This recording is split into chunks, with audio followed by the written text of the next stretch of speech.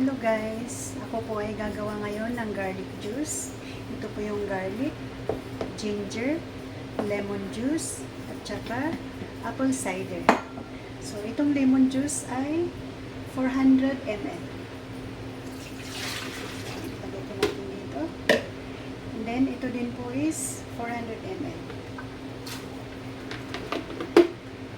So, i-blend po natin.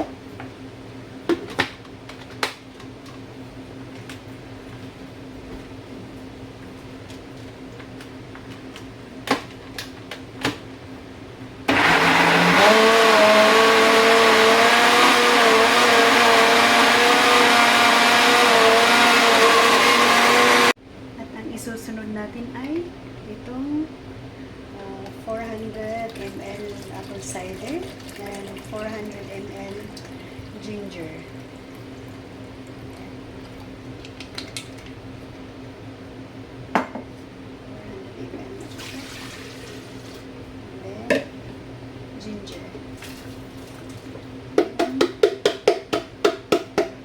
Ginger natin.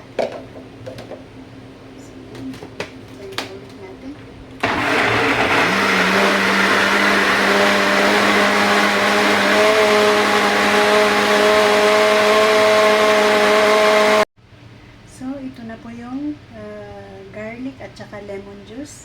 So, idadagdag natin itong ginger at saka apple cider. So, yan. Haluin natin. So, yan. Ito na po yung ginger, garlic, apple cider, and lemon juice. So, i-boil po natin ito ng 30 minutes. Isa slow fire. Yan. So, ito na po, i-boil natin ng 30 minutes.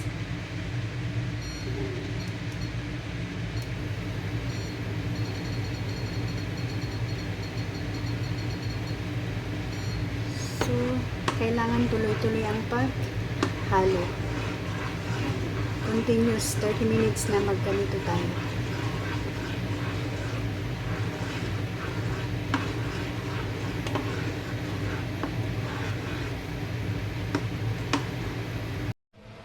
Ito na po yung garlic juice natin. So, malamig na siya. Lalagyan po natin ng honey.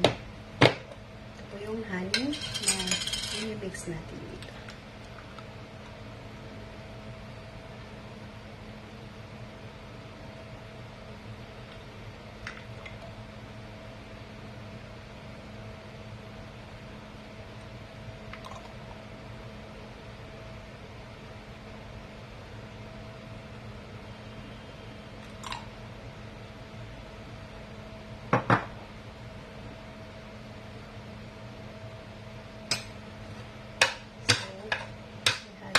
Ang honey sa garlic.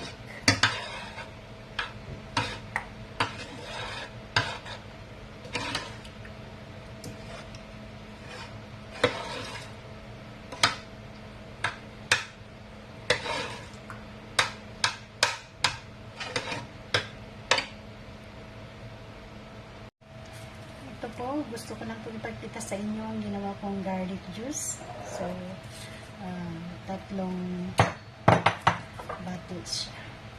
So, ito po ang iniinom ko at iniinom namin ng amo ko every morning kasi talagang mabisa po ito sa gamot sa blood pressure at saka sa ubo. Yung may mga ubo, yan, ganda rin ito. At saka yung may taba sa puso, sa liver, yan. Ito po ay mabisang gamot. Kasi yung amo ko is naoperahan sa puso. So, ito po ang recommend ng herbal doctor niya. So, ngayon, ito ang iniinom niya. Isang kutsara sa isang basong tubig. Mainit or malamig, okay lang din.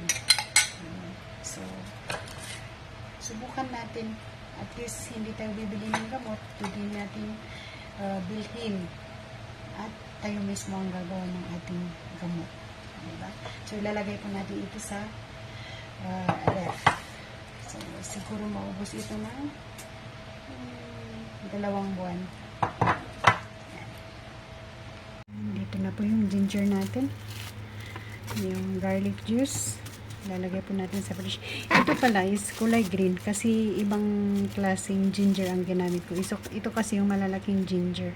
Ito is yung maliliit na ginger kaya yung kulay niya is naging green.